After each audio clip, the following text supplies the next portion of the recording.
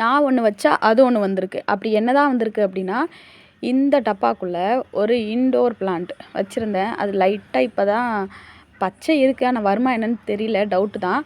அதில் ஷைனி புஷ் நடவே இல்லை. விதைகள் எப்படி பரவுச்சுன்னு தெரில. அது ஒன்று வளர்ந்துருக்கு. அதுக்கப்புறம் இது என்னென்னு பார்க்குறீங்களா, பாம்பு மாதிரி இருக்குன்ட்டு. இதுதான் புளிச்சான்.